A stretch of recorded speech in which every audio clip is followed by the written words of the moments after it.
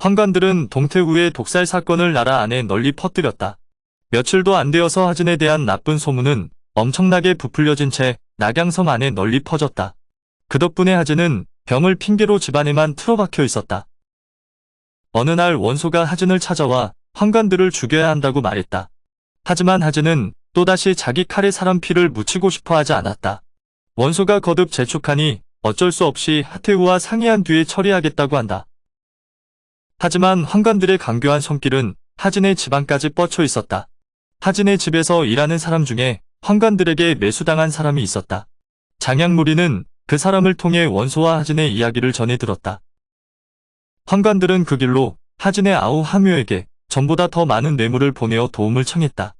새는 모이를 탐하다가 그 목숨을 잃고 사람은 재물을 탐하다가 그 몸을 망친다고 했다. 하묘는 그 일이 결국 제 형 하진뿐만 아니라 제 목숨까지 잃게 하는 일인 줄도 모르고 하태후에게 제 형을 헐뜯었다. 결국 하태후는 하진을 설득하여 십상시들을 죽이지 못하게 했다. 본래 결단력 없는 하진은 하태후가 말리니 더 말도 못하고 태후궁을 나오고 말았다. 태후궁 밖에서 하진을 기다리고 있던 원소는 하진의 말을 듣고 잠시 생각했다. 그리고 한 가지 계책을 내놓았다. 그것은 사방의 영웅들을 불러들여 그들이 끌고 온 군사들로 환관들을 죽이게 하라는 것이었다. 그렇게 되면 하태후도 따르지 않을 수 없을 것이라 했다. 결단성 없는 하진은 원소의 말에 마음이 움직였다. 자기 손에 피를 묻히지 않고 남의 칼을 빌려 십상시를 죽인다는 것이 그럴듯했다. 그래서 하진은 여러 대신을 불러 모으고 원소가 내놓은 계책을 의논했다. 그러나 모인 대신들 대부분은 원소의 계책에 반대했다. 이미 병권을 손에 쥐고 있는 하진이 십상시를 죽이려고 마음먹었으면 직접 하면 간단한 일이었다. 굳이 외부에서 군사를 도성 안으로 불러들인다는 것은 위험한 일이었기 때문이다. 대신들의 말을 조금만 생각해도 당연한 것이었지만 자기 손에 피 안 묻히고 적을 제거한다는 원소의 발상에 마음이 기울어져 있는 하진은 대신들의 말을 듣지 않았다. 반대하는 대신들 사이에는 조조도 있었다. 조조가 나서 반대했음에도 오히려 하진에게 면박만 당하고 말았다. 조조는 소매를 떨치고 그 자리를 나서며 천하를 어지럽게 할 자는 바로 하진이구나 하고 홀로 탄식했다. 결국 하진은 대신들의 반대에도 불구하고 원소의 계책대로 하기로 했다. 그날 밤으로 하진은 군사를 이끌고 도성으로 들어와 간악한 십상시를 제거하라는 밀서를 여러 지방의 군벌들에게 보냈다. 이때 동탁은 서량 자사로 있었다. 동탁은 변방인 서량에서 의심받지 않고 20만의 대군을 길렀다. 서량의 군사들은 오랑캐인 강족 출신이 절반이었기에 동탁의 사병이라고 불러도 좋은 군사들이었다. 그런 동탁에게 하진의 밀서는 그야말로 절호의 기회였다. 동탁은 그날로 군사를 일으켜 낙양으로 떠날 준비를 했다.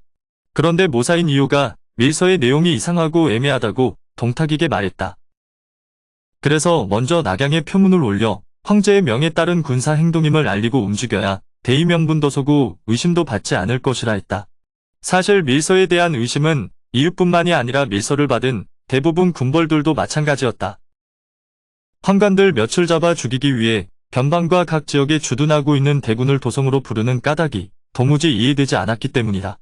기껏 짐작해봤자 외척과 환관들의 싸움이 다시 불붙었구나 정도였다. 그래서 동탁을 뺀 나머지는 선뜻 군사를 움직이려 들지 않았다. 그럴 만한 힘이 없어서이기도 했지만 일부는 힘이 있으면서도 자신의 근거지를 떠나 도성의 권력 싸움에 말려들기 싫어서였다. 야심이 큰 동탁도 밀서를 받고 일단 군사를 일으키기는 했지만 이유의 말을 듣고 보니 명분이 약한 것이 사실이었다. 그래서 이유 말대로 동탁은 도성으로 표문을 올렸다. 표문을 받은 하진은 대신들을 모아 의논했다. 그런데 대부분 대신들이 동탁의 도성 입성을 반대했다. 특히나 그 자리에 있던 노식은 강하게 반대했다. 귀가 있는 사람들이라면 동탁의 흉폭함과 음흉함을 익히도록 알고 있었기 때문이었다. 하지만 하진은 끝내 사람들의 말을 무시하고 동탁의 도성 입성을 허락했다. 그러자 노식을 비롯한 대신들 태반이 벼슬자리에서 물러났다. 동탁의 음흉함이 드러나는 데는 그리 긴 시간이 걸리지 않았다. 하진이 동탁의 군사를 맞으러 민지라는 곳까지 사자를 보냈으나 동탁은 그곳의 군사를 멈추게 하고 더는 움직이지 않았다.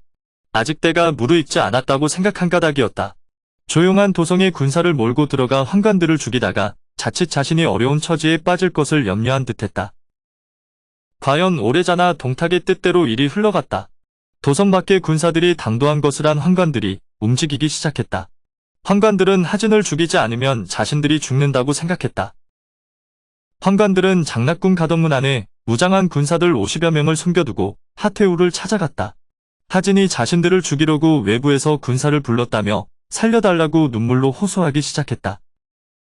하태우도 하진이 외부에서 군사까지 불러들인 것을 알고는 보통 일이 아니다 싶었다. 그래서 십상시들에게 하진을 찾아가 잘못을 빌어보라고 했지만 십상시들은 맞아 죽을까 두렵다며 하태우 앞에서 잘못을 빌 수 있도록 해달라고 눈물로 호소했다.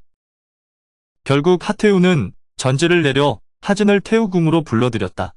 태우의 전지를 받자 하진은 아무런 생각 없이 홀로 입궁할 채비를 서둘렀다.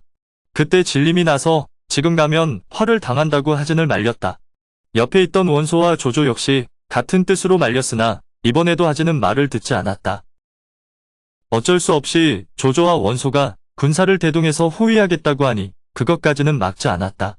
조조와 원소는 자신이 거느린 군사를 각기 500씩 뽑아 원술에게 맡기고 둘은 나란히 칼을 차고 하진을 호위해서 궁으로 향했다. 원술이 일천의 군사를 거느리고 청쇠문 앞까지 호위했으나 더는 갈 수 없었다. 조조와 원소도 장락궁 앞에 도착해서는 하진회에 아무도 들지 못하게 하라는 하태우의 명이 있었다는 환관의 말에 더는 하진을 호위할 수 없게 되었다. 하진은 끝내 홀로 장락궁 안으로 들어가지 않으면 안 되었다. 그렇게 하진이 궁문을 지나 가덕전 앞에 이를 때 갑자기 한 무리의 군사들이 쏟아져 나왔다. 하진이 놀라 살피니 장양과 당규의 무리였다. 하진이 달아나려 했지만 이미 사방의 문은 닫히고 자신은 포위당한 뒤였다. 무예가 뛰어나지도 못했던 하진은 별 저항도 못해보고 그 자리에서 죽고 만다.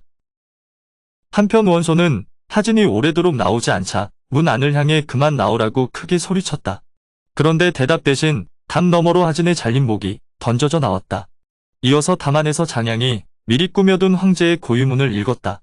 내용은 하진이 반란을 꾀하여 죽였다는 것이었다. 원소는 너무 어처구니 없는 일을 당하니 잠시 멍하니 서 있었다. 그러다 창쇠문으로 달려가 데려온 군사들에게 환관들이 하진을 죽였다고 소리쳤다. 그리고는 자신과 함께 환관들을 죽이자고 했다. 원소의 말에 가장 먼저 반응한 것은 하진의 부장 오강이었다. 오강이 분노해 청쇠문에 불을 지르고 안으로 뛰어들어가니 나머지 일천의 군사들도 다른 궁문을 깨뜨리고 장락궁 안으로 쳐들어갔다.